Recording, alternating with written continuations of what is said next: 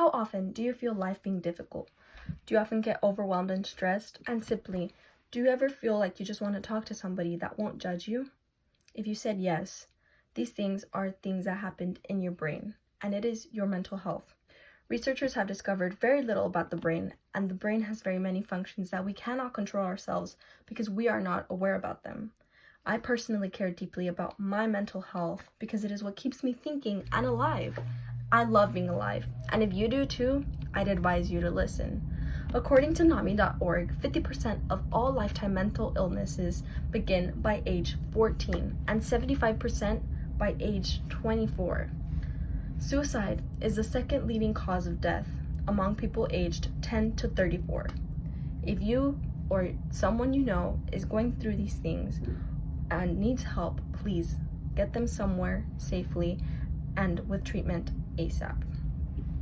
Today, I will talk about the current need for mental health awareness, how we can help ourselves by seeking medical professional help, and how important your brain is to your life. The statistics for mental health change every year, and people need to be aware of the genuine commonality of mental illness. Mental illness by the numbers. Millions of people in the US are affected by mental illness each year.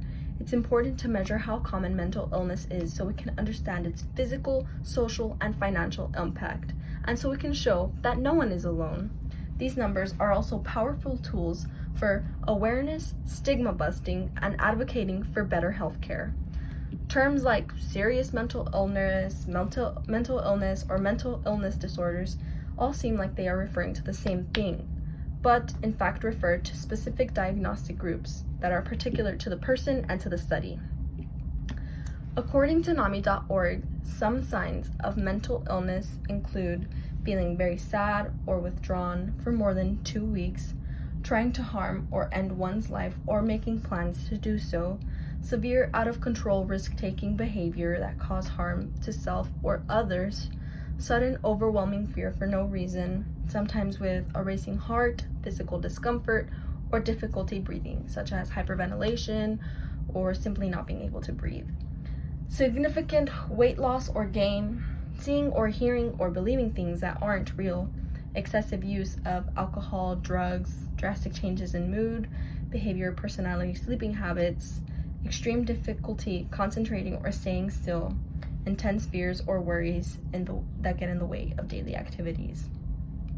Sometimes people think that these things happen, or that these signs that I just explained happen normally because of stress and situational factors, but sometimes it is important to take notice in how situational factors affect you and how they make you feel, how a test can make you feel, how it can make your heart race, how something going on in your household can make you feel very sad. Situational factors definitely tell a lot on how a person reacts, and that is part of mental health. The numbers behind mental health is that 1 in 5 US adults experience mental illness each year. 1 in 25 US adults experience serious mental illness each year, and 1 in 6 US youth aged 6 to 17 experience a mental health disorder each year. Many demographics experience mental health disorders, such as non-Hispanic Asian, white, African American, multiracial, and also lesbian, gay, or bi. Common disorders in adults by percent are depression by 7%, schizophrenia by less than 1%, bipolar disorder by 2.8%, anxiety disorders by 19%, which is estimated 48 million people, PTSD by 3.6%, obsessive compulsive disorder by 1.2%, and borderline personality disorder by 1.4%. Our smallest percentage here was for schizophrenia, which was estimated 1.5 million people with schizophrenia. There is an obvious solution to this problem, and that is to get more people informed and to seek professional help. There's also statistics on relief and when seeking professional help is needed. 43.3% of U.S. adults with mental illness received treatment in 2018. 64.1% of U.S. adults with serious mental illnesses received treatments in 2018. And 50% of U.S. youth aged 6 to 17 with a mental disorder received treatment in 2016. How the solution can be implemented, according to NIMH.nih.gov, ways to get help is by suicide prevention hotline, crisis hotline, disaster distress hotline, and veteran crisis hotlines, as well as seeking your primary doctor to refer you to someone else. There are many ways to get help, such as therapy, medication, or a combination of the two.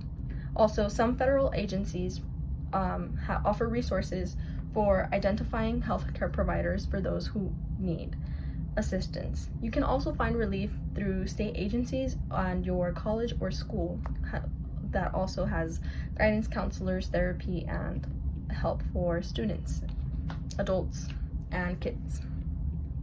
My personal testimony on this is that throughout my most difficult year of high school, which was junior year, I went to therapy for at least once a week for 6 months straight. Not many people were aware of what was happening inside of my brain, but I knew that I was having constant panic attacks, and if I did not seek treatment, I knew that something was just not going to happen, and I don't know if I would have made it today. It is important to check up on your emotions and feelings, and to remember that you are not alone and that you will always be okay.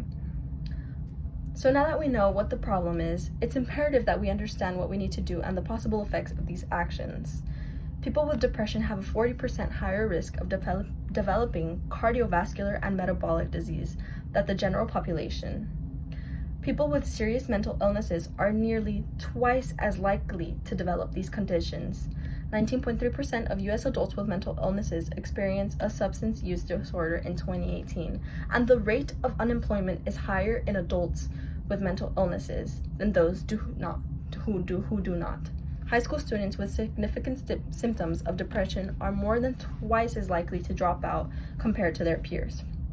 The benefits of mental health treatment outweigh the negative effects of a mental health illness.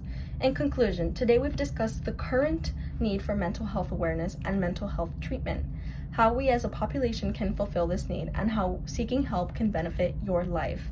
NAMI is an organization dedicated to the awareness of all mental health relations, not just depression, anxiety, bipolar, but medical conditions of the unknown, such as autism and other unknown brain conditions. Seeking therapy saved my life from constant panic attacks and worry, and it can save yours. Be the one who saves yourself today. I got most of my information from NAMI.org and also NIMH.nih.gov, and the book of SAMHSA.gov that has all the information of the stats, which were taken from NAMI.org. Thank you so much.